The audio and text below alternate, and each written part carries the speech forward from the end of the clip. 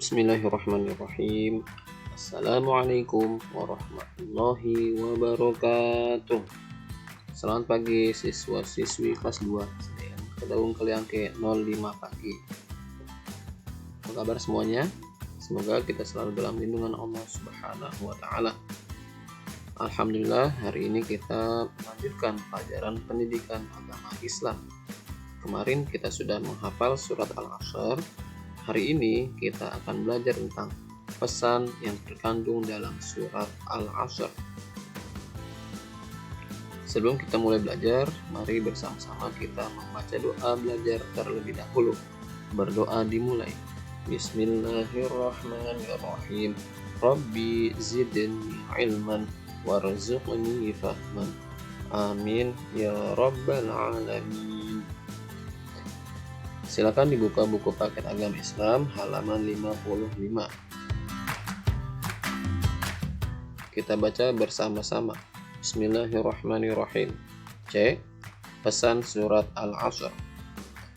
Al-Asr artinya waktu atau masa. Pesan surat Al-Asr adalah bahwa semua manusia berada dalam keadaan merugi apabila tidak mengisi waktunya dengan perbuatan-perbuatan baik. Kita harus menggunakan waktu untuk kebaikan, dan juga kita harus disiplin waktu untuk kebaikan pula. Berikut ini adalah ilustrasi kegiatan belajar mengajar di kelas 2 SDN Kedaung Kaliangke 05 pagi.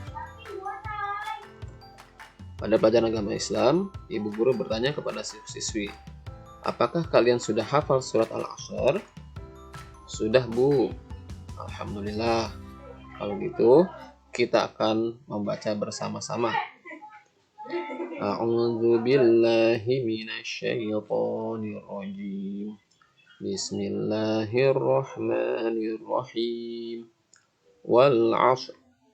Innal insana lafi khusr illa alladzina amanu wa 'amilus sholihati wa tawashaw bil haqq wa tawashaw bis sabr. Shadaqallahul azim. Baik anak-anak, hari ini kita akan mempelajari tentang pesan yang terkandung dalam surat Al-Asr. Baik Bu Guru, jawab murid-murid dengan semangat. Silakan perhatikan dan simak tulisan berikut ini. Surat Al-Asr terdiri dari 3 ayat dan diturunkan di kota Makkah. Maka surat Al-Asr tergolong atau termasuk surat Makkiyah. Jika diturunkan di kota Madinah, maka disebut Madaniyah. Hanya 2 kota, antara Mekah atau Madinah. Kalau turunan di kota Mekah, maka disebut surat Makkiyah. Kalau turunan di kota Madinah, maka disebut surat Madaniyah. Nah, kita simak terjemahan dari surat Al-Asr. Yang pertama, ayat pertama, demi masa. Sesungguhnya manusia dalam keadaan merugi. Kenapa manusia merugi? Apa sih yang menyebabkan manusia ini merugi? Apakah ada orang-orang yang tidak merugi? Di ayat ketiga disebutkan, kecuali orang-orang yang tidak merugi itu orang-orang yang beriman dan beramal soleh atau berbuat baik, dan juga orang-orang yang saling menasihati dalam kebaikan, dan orang-orang yang saling menasihati untuk selalu bersabar. Nah, dari terjemahan surat Al-Asr ini, kita bisa ketahui apa sih pesan yang tersirat dari surat Al-Asr ini. Yang pertama, demi masa. Ketika Allah menyebutkan sumpah demi masa atau demi waktu, berarti waktu adalah sesuatu yang penting, yang berharga, yang harus kita manfaatkan dengan baik. Kita diperintahkan untuk memanfaatkan waktu sebaik-baiknya. Tidak boleh bermalas-malasan atau membuang-buang waktu untuk hal yang tidak penting atau hal-hal yang tidak bermanfaat. Lalu pesan yang kedua, kita akan menjadi orang yang merugi. Tentu kita tidak mau menjadi orang yang rugi. Kita pasti mau menjadi orang yang beruntung. Bagaimana cara supaya kita tidak menjadi orang yang rugi?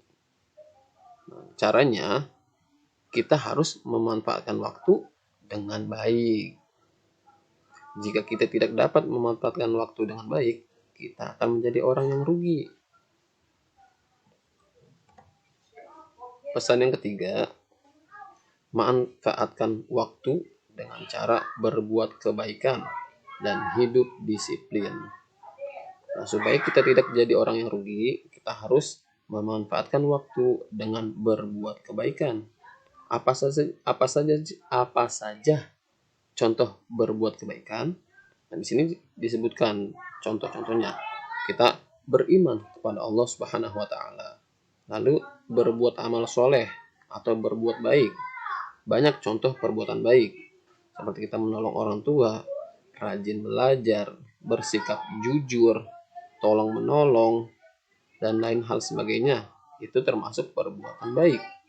Lalu, apalagi saling menasihati dalam kebaikan. Jika kalian punya keluarga atau punya teman, mau berbuat jahat, kalian harus nasihati. Tidak boleh berbuat jahat. Kita harus selalu berbuat baik. Itu namanya menasihati dalam kebaikan. Dan juga ketika kita berbuat salah, ada orang yang menasihati kita, kita harus terima. Itu artinya saling menasihati. Dan juga kita diperintahkan untuk saling menasihati untuk selalu bersabar. Contohnya, kalian sebagai pelajar harus bersabar untuk selalu belajar. Kalau tidak sabar, nantinya ketika kalian sudah besar, kalian tidak kalau kalian tidak sabar, nanti akan menjadi anak yang bodoh kalau tidak sabar belajar. Tentu kita tidak mau seperti itu. Oleh karena itu, harus selalu bersabar. Apalagi untuk belajar. Nah, itu tadi contoh-contoh kebaikan yang bisa kita perbuat. Selain contoh ini, masih banyak lagi hal-hal baik yang bisa kita lakukan untuk memanfaatkan waktu. Nah, dari pesan surat Al-Asr tadi, apa saja yang bisa kita lakukan agar kita tidak menjadi orang yang merugi? Yang pertama, harus disiplin waktu. Kita harus menggunakan waktu dengan baik. Apalagi sekarang sedang belajar daring. Yang kita bebas waktunya. Kita harus pintar-pintar mengatur waktu. Lalu yang kedua, harus selalu berbuat baik atau beramal soleh. Yang ketiga, memanfaatkan waktu dengan baik. Ya, sama seperti yang pertama, harus disiplin waktu.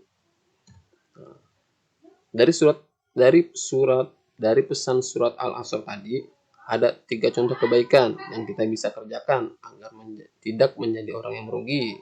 Apa saja? Pertama, beriman dan beramal soleh. Kedua, saling menasihati dalam kebenaran dan kebaikan.